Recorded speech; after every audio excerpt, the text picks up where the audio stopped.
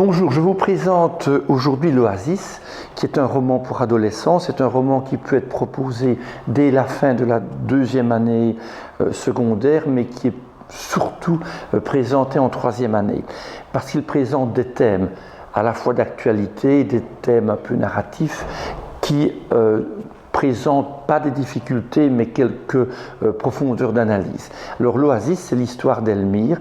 Elmire est un jeune Algérien qui vit paisiblement, comme tous les enfants de son âge, dans l'Algérie du début des années 90.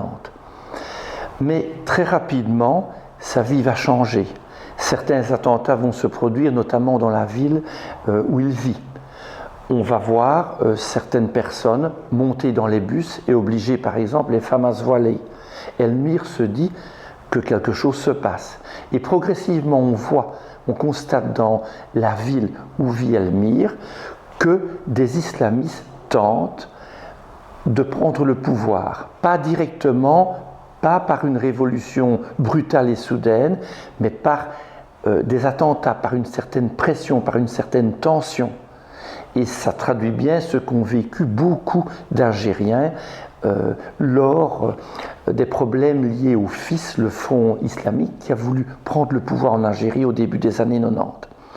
Alors, Elmire a un père qui est journaliste, qui travaille au journal La Liberté, déjà un titre qui fait un peu opposition aux visées islamistes. Ensuite, sa mère travaille à la bibliothèque. Et deux catastrophes vont se produire indirectement dans la vie d'Elmire. Il n'est pas touché physiquement par les attentats, ses parents non plus, mais le patron de son père est assassiné et son père accepte de reprendre la direction du journal La Liberté, et sa mère, qui est bibliothécaire, voit son lieu de travail, la bibliothèque, incendiée, parce que la bibliothèque est source de savoir ce que les islamistes refusent. Alors directement, la vie d'Elmire va changer. Son père ne va plus pouvoir vivre normalement. Il va devoir changer régulièrement de domicile. Tandis que sa mère a été tellement marquée par l'attentat à la bibliothèque qu'elle est en partie devenue démente. Et ainsi, la vie d'Elmire bascule.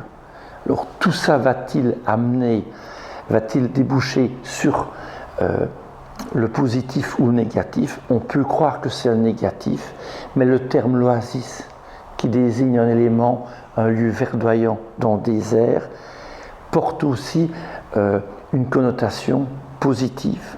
Alors vous allez constater en lisant le livre comment Elmire va trouver les ressources nécessaires et le courage pour s'en sortir avec sa famille. Bonne lecture.